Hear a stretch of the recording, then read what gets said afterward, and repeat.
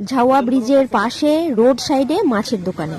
ব্রিজের নিচ দিয়ে নদী বয়ে চলে গেছে। আর আজকের স্পেশাল খবর হলো এই নদী থেকেই ধরা পড়েছে 5 কেজি ওজনের এক বিশাল বড় বোয়াল মাছ।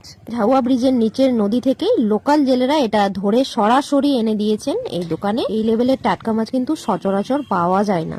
মাছটা উনি ওজন করে দেখাচ্ছেন, আরো রয়েছে, কিন্তু এই সাইডেরটা হচ্ছে 5 কিলো ওজনের, এটাকেই কাটা হবে।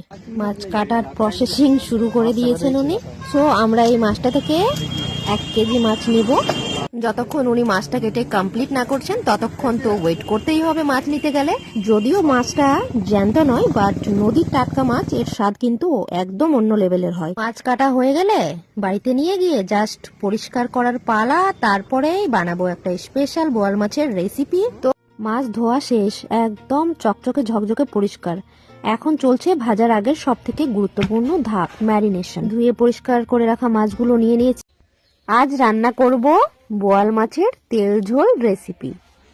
তো আজ রান্নাটা হবে একদম হেভি টেস্টি। চলুন দেখে নেওয়া যাক ঝটপট প্রসেসটা। সবার আগে মাছগুলোকে ভালো মতো ধুয়ে পরিষ্কার করে নিয়ে লবণ, হলুদ গুঁড়ো, শুকনো লঙ্কা গুঁড়ো আর সর্ষের তেল দিয়ে ভালো মতো মাখিয়ে নিলাম। তো হয়ে গেল, কড়াই গরম করে নাও, তেল দাও। তেল গরম হলে ছাড়ো মাছের ডানা। ধোয়া উঠলে বুঝবে তেল হয়েছে ঠিক, তা না হলে কিন্তু মাছ লেগে যাবে, হবে না ঠিক। এইদিকে উনুনে কড়াই চাপিয়ে সর্ষের তেল দিয়ে তেল গরম হতে দিয়ে দিয়েছি। তেলও গরম হয়ে গেছে, এদিকে মাছ মাখানোও রেডি। তেলটা বেশ ভালো মতো গরম হয়ে গেছে। এবার মাছের পিসগুলো একটা একটা করে দিয়ে দিচ্ছি। শুনছেন তো তেলের সাউন্ডটা? বোয়াল মাছ কিন্তু খুব সাবধানে ভাজতে হয়। তেলের মধ্যে মাছগুলোকে দিয়ে আমি এদিক ওদিক দূরে দাঁড়িয়েছিলাম। তারপর এখন এসে উল্টে দিলাম। দেখুন কি সুন্দর লালচে রং ধরেছে। ব্যাস, মাছ ফ্রাই করা কমপ্লিট। এবার তুলে নিচ্ছি।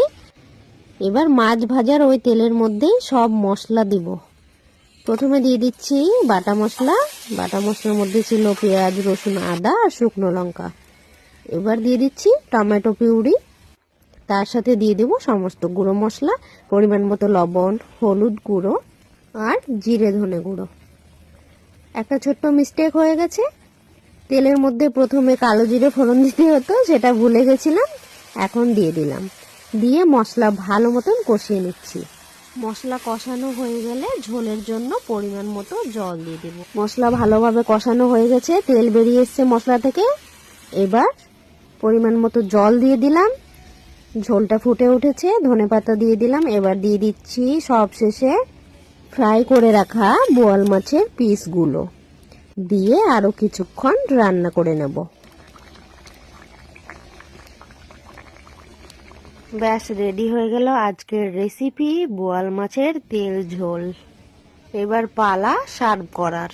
এই যে গরম গরম ধোয়া ওঠা ভাতের সাথে নিয়ে নিচ্ছি বোয়াল মাছের পিস, সাথে একটুখানি ঝোল। Thank you so much all for watching this recipe video. আবার দেখা হবে নতুন একটি ভিডিও নিয়ে। Tata, take care.